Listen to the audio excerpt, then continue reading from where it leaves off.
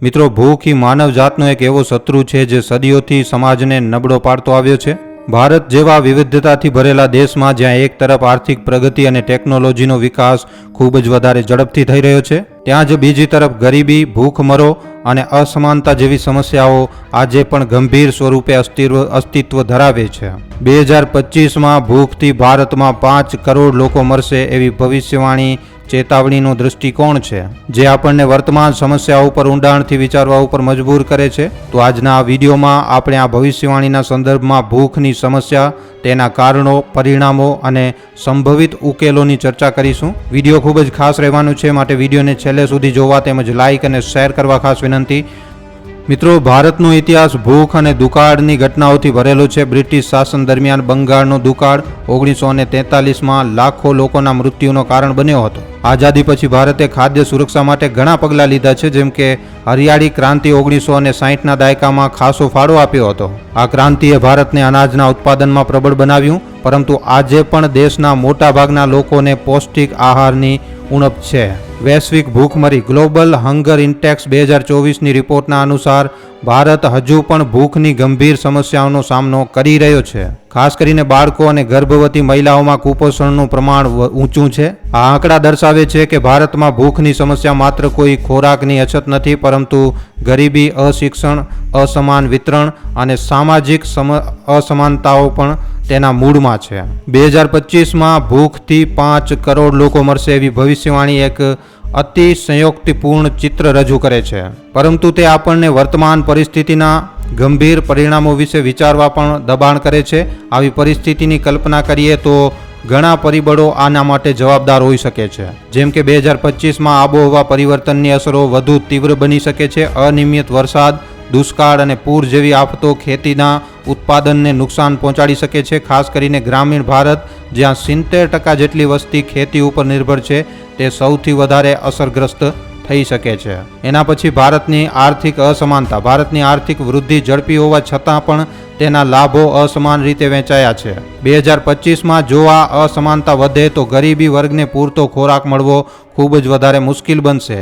એના પછી ખાદ્ય વિતરણની સમસ્યા. ભારતમાં ખાદ્ય ઉત્પાદન પૂરતું હોવા છતાં પણ તેનું વિતરણ અસરકારક નથી. ખાદ્ય પદાર્થોનો બગાડ અને ભ્રષ્ટાચાર જેવી સમસ્યાઓના લીધે ગરીબો સુધી ખોરાક પૂરતું નથી પહોંચતું. એના પછી વસ્તી વધારો. મિત્રો, ભારતની વસ્તી 2025 સુધીમાં લગભગ 145 કરોડની પાર પહોંચી ચૂકી છે. વધતી વસ્તીની માંગને પહોંચી વળવા માટે ખાદ્ય ઉત્પાદન અને વિતરણમાં વધારો કરવો આવશ્યક છે, અન્યથા ભૂખની સમસ્યા વધી શકે છે. આ બધા પરિબળો એકબીજા સાથે જોડાયેલા છે, અને જો સમયસર પગલાં ન લેવાય તો ભૂખની સમસ્યા એક વિનાશક સ્વરૂપ ધારણ કરી શકે છે.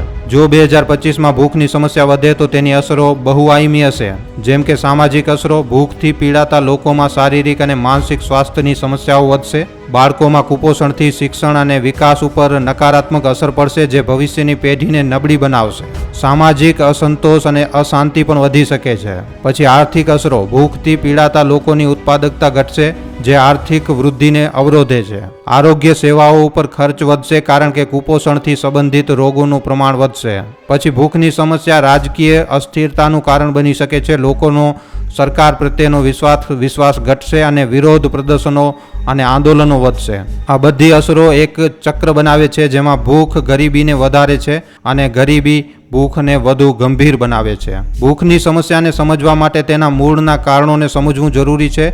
ભારતમાં લગભગ 20% વસ્તી ગરીબી રેખાની નીચે જીવે છે. આ લોકો માટે પૌષ્ટિક આહાર ખરીદવો એક પડકાર છે. ભારતમાં દર વર્ષે લગભગ 30થી 40% ખાદ્ય પદાર્થો બગડે છે, જેનું કારણ અપૂરતું સંગ્રહ, પરિવહનની સમસ્યા અને બજાર વ્યવસ્થાની ખામીઓ છે. ઘણા લોકોને પૌષ્ટિક આહારનું મહત્વ ખબર નથી. ખાસ કરીને ગ્રામીણ વિસ્તારોમાં લોકો ઓછા ખર્ચે ઉપલબ્ધ ખોરાકનો ઉપયોગ કરે છે, જે પૌષ્ટિક નથી. લિંગ, જાતિ અને ધર્મ આધારિત અસમાનતાઓ ખોરાકની પહોંચને અસર કરે છે. મહિલાઓ અને બાળકો ઘણીવાર પૌષ્ટિક આહારથી વંચિત રહે છે. ખેતી ઉપર આધારિત અર્થતંત્રમાં આબોહવા પરિવર્તન ખોરાકના ઉત્પાદનને અસર કરે છે. 2025 સુધીમાં આ સમસ્યા વધુ ગંભીર બની શકે છે. ભૂખની સમસ્યાને નાબૂદ કરવા માટે વ્યાપક અને ટકાઉ ઉકેલોની જરૂર છે. 2025ના સંદર્ભમાં આવી રીતની રણનીતિઓ અપનાવી શકાય. રાષ્ટ્રીય ખાદ્ય સુરક્ષા કાયદો 2013 હેઠળ ગરીબોને સસ્તા દરે અનાજ પૂરું પાડવામાં આવે છે. 2025 સુધીમાં આ કાયદાને વધુ અસરકારક બનાવવા માટે ડિજિટલ ટેકનોલોજીનો ઉપયોગ કરી શકાય છે, જેથી ભ્રષ્ટાચાર અને ગેરવ્યવસ્થા ઘટે.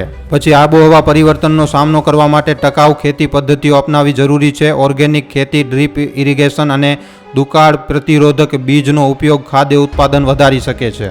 ખાદ્ય બગાડ ઘટાડવા માટે સંગ્રહ અને પરિવહનની સુવિધાઓમાં સુધારો કરવો જરૂરી છે.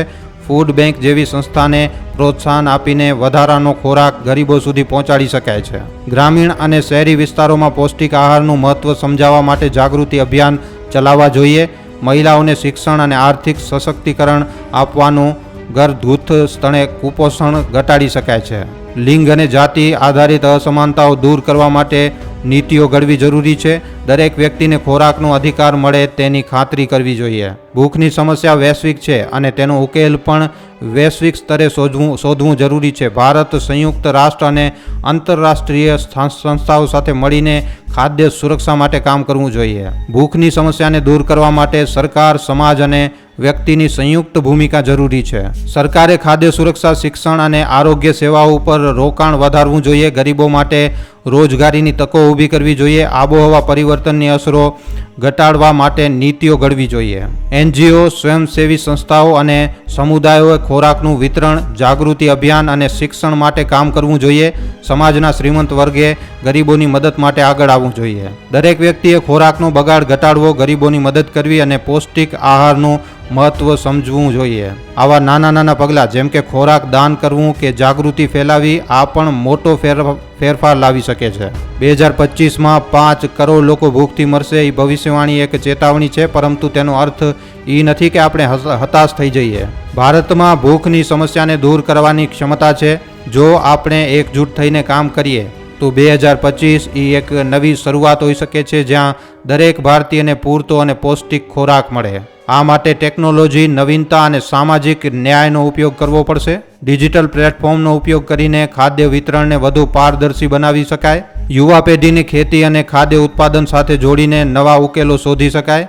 સૌથી મહત્વનું, આપણે સમાજના દરેક વર્ગને સાથે લઈને ચાલવું પડશે, જેથી કોઈ પણ ભૂખ્યું ન રહે.